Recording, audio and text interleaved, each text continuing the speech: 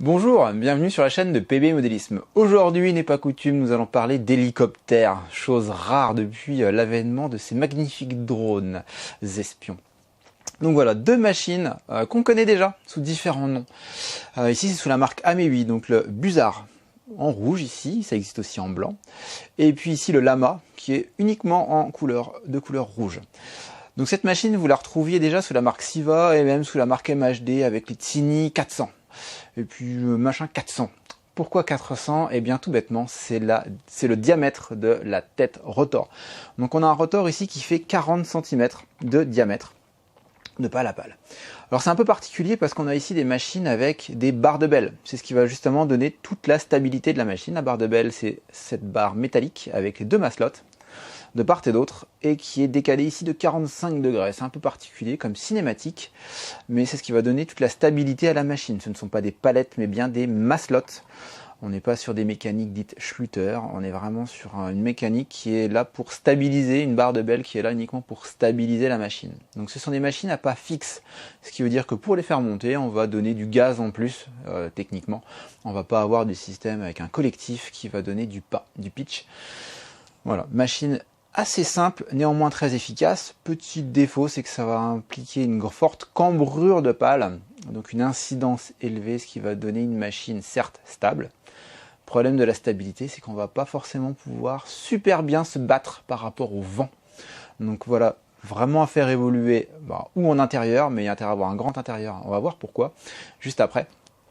Et puis évidemment si vous allez dehors, du vent plutôt faible, donc le matin de bonne heure, le soir tard, où les conditions météo se calment et ça va permettre de pouvoir évoluer dans des conditions plus sereines, ça va éviter de courir après. Donc voilà pour le rotor principal. Donc sur le plateau cyclique, vous avez donc deux servos qui vont donner sur le pitch et le roll, donc profondeur, donc avant-arrière, et le roll, donc le latéral en droite-gauche, qui va permettre de gérer l'assiette de la machine, donc en latéral, en longitudinal, donc tout à fait classique. Donc là on a déjà trois voies, les gaz, pitch roll, et puis vous avez l'anticouple, le rotor d'anticouple. Ici on a un système non pas avec une commande compliquée, c'est uniquement un petit moteur et vous allez faire varier le régime de ce rotor d'anticouple qui lui fixe, même principe que pour le rotor principal, et vous allez avoir une assistance au pilotage et pas une assistante.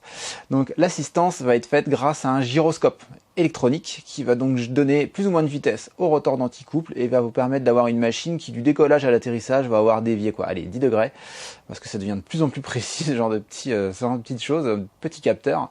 C'est le même genre de capteur que vous avez dans votre téléphone désormais. Ça tient à peine plus gros que l'ongle du petit doigt, c'est vraiment microscopique dorénavant, et vous allez avoir une machine qui va rester dans l'axe, qui va vraiment être, cette commande d'anticouple va être quasiment transparente pour vous tout au long du vol. Au niveau de la télécommande, vous avez une télécommande donc à 4 voies, 4 fonctions, 4 voies, logique, donc vous allez avoir, en cas, si vous êtes en mode 1 ou en mode 2, donc en mode 2 d'origine, je me mets dans le bon sens, donc vous allez avoir du collectif pour monter et descendre. Vous avez un petit ressort de rappel, comme beaucoup de machines modernes. Voilà, les puristes vous diront qu'il faut un crantage et compagnie, et qu'on manipule la machine. Ici on a quand même une assistance, vous allez voir avec le petit bouton supplémentaire. Vous allez avoir l'anticouple, donc la rotation de la machine sur elle-même. Et puis donc ici l'assiette de la machine avec le latéral et le longitudinal, pitch and roll. Donc qui va permettre de faire aller la machine gauche-droite, avant-arrière et lui faire prendre de la vitesse sur ces deux axes. Vous avez deux fonctions supplémentaires. Vous avez tout d'abord le double et simple débattement, ça permet d'augmenter ou de diminuer la sensibilité de la machine et vous faciliter le pilotage, d'avoir un pilotage plus doux, d'avoir des commandes plus douces. Et vous avez petite nouveauté, on va dire, sur des machines de ce type. En tout cas, on n'avait pas ça sur les précédentes machines de chez MHD ou Siva. Donc c'est un décollage automatique. Ça va caler la machine entre 1 mètre et 1 mètre 20, voire 2 mètres. Autant vous dire qu'en intérieur, c'est dangereux. C'est ce que je disais auparavant. Donc cette fonction de décollage automatique, oui, c'est bien, utilisez-la, il n'y a pas de souci. Mais la première fois, arrangez-vous parce qu'il n'y a absolument rien au-dessus de la machine, puisque la machine va décoller, va faire un bond d'environ 1 mètre, entre 1 et 2 mètres. Alors pourquoi est-ce que la machine vaut mieux décoller avec un bond? C'est qu'en fait vous avez la machine qui est dissymétrique. Vous avez un rotor qui tourne dans un sens, vous avez le rotor d'anticouple qui pousse sur le côté pour permettre à la machine de rester dans l'axe. Le truc, c'est qu'ici, vous avez une poussée latérale sur la machine. Petit cours de mécanique hélico, mécanique de vol, mais vous allez avoir une machine qui est poussée sur le côté. C'est-à-dire que si vous restez parfaitement à l'horizontale, j'ai décalé un petit peu le rotor pour qu'on voie un peu mieux la chose, mais si vous restez parfaitement à l'horizontale, avec quelque chose qui pousse sur le côté, la machine va partir sur le côté. Ce qui veut dire que la machine, pour voler et rester stable, et ne pas partir sur le côté, va devoir voler incliné de quelques degrés sur le côté. Le train d'atterrissage, ici, il n'y a pas de cale en dessous, hein. Donc pas de bol. Comme sur un véritable hélicoptère, le même problème existe sur des vrais hélicos d'ailleurs, c'est surprenant. Observez un vrai hélicoptère d'ailleurs, vous allez voir souvent l'axe rotor est décalé, ou il y a des petits décalages à droite, à gauche, vous dites c'est pas possible, la machine ils l'ont construit de travers. Non, ça évite d'avoir ce fameux décalage et d'avoir les occupants qui se retrouvent pas en train de glisser des sièges en sky. Petit détail qui tue, mais c'est plutôt, voilà, ça existe. Donc c'est pour ça que cette machine va décoller d'un bond, d'un seul, à environ 1 mètre, et ça va vous faciliter ce côté un petit peu pour trouver son angle. La machine va directement y aller et va être plus stable, bizarrement. Alors, dès que vous êtes dans l'effet de sol, dès que vous allez vous rapprocher du sol, vous allez avoir l'effet de sol, une petite bulle d'air en dessous, turbulente, puisque vous la générez par votre propre rotor, donc c'est un peu plus compliqué à piloter. Néanmoins, ça reste une machine extrêmement simple à piloter. Vous êtes vraiment sur une machine à pas fixe moderne. Vous n'êtes pas sur les fameux Onebi FP qu'on a pu avoir il y a une vingtaine d'années, de chez Sky entre autres, avec des palettes. Enfin, c'était vraiment, c'était horrible comme machine. C'était vraiment horrible.